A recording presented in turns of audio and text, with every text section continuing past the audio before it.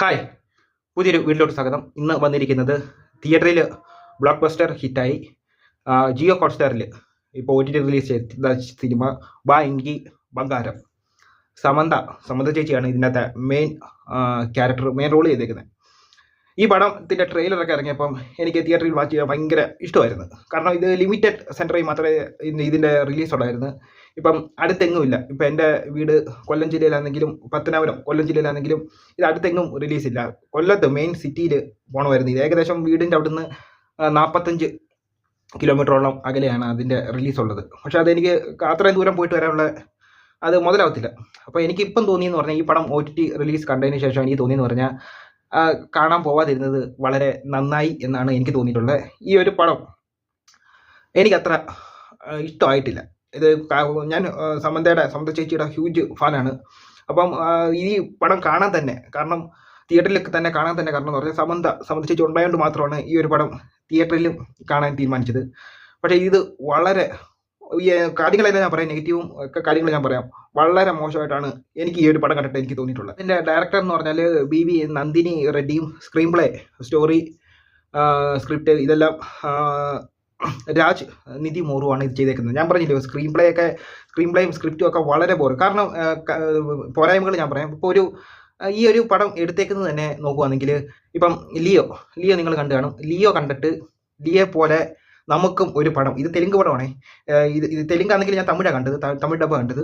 അപ്പം നമുക്കും ലിയോ പോലെ ഒരു പടം വേണം. ലിയോയുടെ തീം നിങ്ങൾക്ക് ഓർമ്മയുണ്ടല്ലോ. അപ്പോൾ ഒരാൾ സമാധാനമായിട്ട് വേറൊരാളെടുത്ത് ഓരോരുത്ത് പോയി ജീവിക്കുന്നു, ഫാമിലിയായിട്ട് പോയി ജീവിക്കുന്നു, അയാളെ ചൊറിയാൻ ചെല്ലുമ്പോൾ മറ്റേ ആൾ തട്ടുന്നത്, അതാണ് അതിൻ്റെ ഒരു മെയിൻ തീം.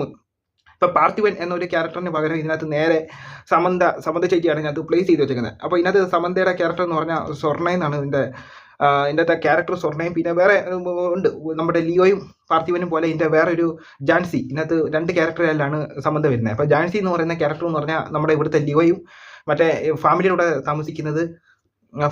കൂടെ താമസിക്കുന്ന ക്യാരക്ടർ എന്ന് പറഞ്ഞാൽ സ്വർണ്ണയും. ഇങ്ങനെയാണ് ഇതിൻ്റെ അകത്തെ കഥ പോയേക്കുന്നത്. പക്ഷേ ഇത് ഒരു ഡാർക്ക് ഹ്യൂമർ എന്ന ഒരു ആക്ഷൻ പശ്ചാത്തലത്തിൽ എടുത്തേക്കുന്ന പടമാണ്. സ്ക്രീൻ പ്ലേ എന്നൊക്കെ പറഞ്ഞാൽ ഈ പടം 2 മണിക്കൂർ 32 മിനിറ്റ് ഉണ്ട്. ഈ പടം ആവശ്യമില്ലാത്ത കാര്യങ്ങളാണ് കൂടുതലും ഇതിനകത്ത് കാണിച്ചേക്കുന്നത്. ഇതെല്ലാം വെട്ടിക്കളഞ്ഞിട്ട് എനിക്ക് തോന്നി ഇതൊരു സാധാരണ സെൻസറിൻ്റെ സർട്ടിഫിക്കറ്റ് കിട്ടണമെങ്കിൽ 75 മിനിറ്റ് പടം വേണം, സിനിമ വേണം. പോട്ടെ 75 മിനിറ്റ് ആയാലും 1.25 മണിക്കൂർ പോട്ടെ, 1.5 മണിക്കൂർ വരെ ഈ ഒരു പടം ഓക്കെ. ഇത് 2.5 മണിക്കൂർ ഇത് മൊത്തം ഗ്യാസ് അതിനകത്തുള്ളത്. ഒരു സീൻ തന്നെ ഇപ്പം സമന്ത ചേച്ചി ഒരാൾ കല്യാണം കഴിച്ചുകൊണ്ട് ഒരാളുടെ വീട്ടിലോട്ട് വന്നു കഴിഞ്ഞിട്ട് അവിടെ വീട്ടുകാരെല്ലാം കൂടെ നിന്ന് കാര്യം പറയുന്ന ഒരു സീനുണ്ട്. ഇതൊരു 10-20 മിനിറ്റ് ഇത് തന്നെ കാണിച്ചുകൊണ്ടിരിക്കുന്നത്. അതിനകത്ത് ഓരോരുത്തരുടെ കാര്യം പറയുന്ന രീതി കാണിച്ചിരിക്കുന്നത്. പിന്നെ അത് മാത്രമല്ല ഒരു മന്ദബുദ്ധിയായിട്ടുള്ള ഫാമിലിയാ, തുളസിയുടെ അവിടെ വെച്ച് എന്തൊക്കെയോ വട്ടത്തരങ്ങളൊക്കെ കാണിക്കുന്നുണ്ട്. ഇങ്ങനെയൊക്കെ ഇതിനു വേണ്ടി ഒരു 15 മിനിറ്റ് കാണിക്കും. ഇതിനകത്ത് ഇങ്ങനെയാണ് കൊണ്ടുപോയേക്കുന്നത്. ഈ ഒരു പടം കണ്ടിരുന്ന ബോറടിച്ചു പോകും. ഇതിൻ്റെ സ്ക്രീൻ പ്ലേ അതാണ് പറഞ്ഞിരിക്കുന്നത്. മ്യൂസിക് ചെയ്തിരിക്കുന്നത് സന്തോഷ് നാരായണൻ്റെ മ്യൂസിക് എനിക്ക് അത്ര ബെറ്റർ ആയിട്ടൊന്നും ഇതിനകത്ത് എനിക്ക് തോന്നിയിട്ടുണ്ടല്ലോ. ആകെ ഇതിനകത്ത് എനിക്ക് പോസിറ്റീവായിട്ട് തോന്നിയിട്ടുള്ളതെന്ന് പറഞ്ഞാൽ സമന്ത ചേച്ചിയുടെ ആക്ഷൻ സീക്വൻസ് മാത്രമാണ്. ആക്ഷൻ സീക്വൻസ് സ്ക്രീൻ പ്രസൻറ്റുമാണ് ഇതിനകത്ത് എനിക്ക് അത്യാവശ്യം എനിക്ക് കണ്ടിരിക്കാൻ തോന്നിയത്. കാരണം അതിനകത്ത് ആക്ഷൻ ചെയ്യുന്ന രീതിയാണ്. സമന്ത അറിയാലോ, സമന്ത ആക്ഷനൊക്കെ അനായാസമായിട്ട് സമന്ത ചേച്ചി നല്ലോണം കൈകാര്യം ചെയ്യും. പക്ഷേ ഇതിനകത്ത് അടിപൊളിയായിട്ട് ആക്ഷനൊക്കെ അടിപൊളിയായിട്ട് ചെയ്തിട്ടുണ്ട്. പക്ഷേ ഇതിനകത്ത് കൂടുതലും വെപ്പൺസ് വെച്ച് ആണ് ആക്ഷൻ ചെയ്യുന്നത്. കാരണം ഈ സമന്ത എന്ന് പറഞ്ഞാൽ സ്ലിമ്മ, അപ്പം ഈ എതിരെ നിൽക്കുന്നവർ ഭയങ്കര സൈസൊക്കെ ഉള്ളവരെ, അപ്പം ഈ സമന്ത എങ്ങനെ അവരെ അറ്റാക്ക് ചെയ്യുന്നു അങ്ങനെ ഇരിക്കും. അപ്പോൾ ആ രീതിയൊക്കെ നല്ല ഒറിജിനാലിറ്റി രീതിയിൽ അത് എടുത്തു വെച്ചിട്ടുണ്ട്. റോബോട്ടിക് ക്യാമറയിൽ അതൊന്നും ഈ ഒരു ഇത് ആക്ഷൻ സീക്വൻസ് ഒക്കെ എടുത്തേക്കുന്നത്. സിനിമോട്ടോഗ്രാഫി ഓം പ്രകാശാണ് സിനിമോട്ടോഗ്രാഫി കൊള്ളാം, കിടനായിട്ട് സിനിമോട്ടോഗ്രാഫി ചെയ്തിട്ടുണ്ട്. പിന്നെ ഇതിനകത്ത് ആവശ്യമില്ലാത്ത ഇങ്ങനെ നീട്ടിക്കൊണ്ട് പോവുക, വലിച്ച് നീട്ടിക്കൊണ്ട് പോവുക, ഒരു ആവശ്യവും ഇല്ലാത്ത സീൻ. പിന്നെ ഒന്നാമത് പടം സ്ലോയാണ്. ആ സ്ലോയ്ക്കകത്ത് തന്നെ പിന്നെയും ഒരു സോങ് കൂടെ കയറ്റിക്കുന്നത്. അത് എന്തിൻ്റെ കേടാന്ന് ആലോചിച്ച് നോക്ക്.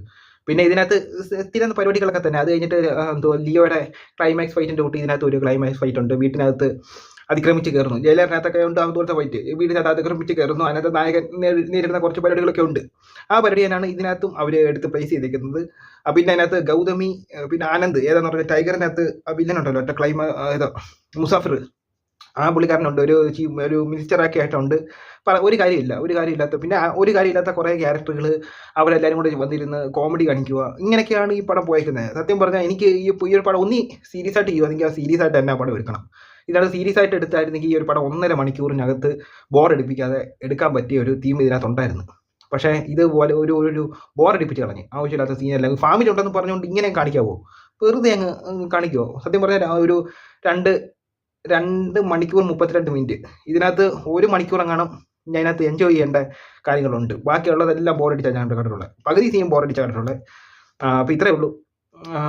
അത്ര ട്രെയിലർ കണ്ടതിൻ്റെ അത്രയൊന്നും എനിക്ക് തോന്നിയില്ല. പക്ഷേ ഈ പടം തെലുങ്ക് നാട്ടിലും തമിഴിലും ഒക്കെ നല്ല ഹിറ്റായിരുന്നു. 100 കോടി കളക്ട് ചെയ്തിട്ടുണ്ട്. അതായത് ഒരു ആക്ട്രസ് എന്നുള്ള രീതിയിൽ 100 കോടി കിട്ടുന്ന ആദ്യത്തെ വ്യക്തി സമ്മതിയായിട്ടുണ്ട് എന്ന് പറഞ്ഞാൽ. ഇപ്പം നിങ്ങൾ പറയും ലോക ഉണ്ടല്ലോ എന്ന്. ലോക ഈ ഒരു ജോണറിൽപ്പെട്ട പടമല്ല. ഈ ഒരു പടം ഇറക്കണമെങ്കിൽ കുറച്ച് ഫാൻ ബേസ് വേണം, അല്ലാതെ ഈ പടം ഇത്രയും 100 കോടി കിട്ടത്തില്ല.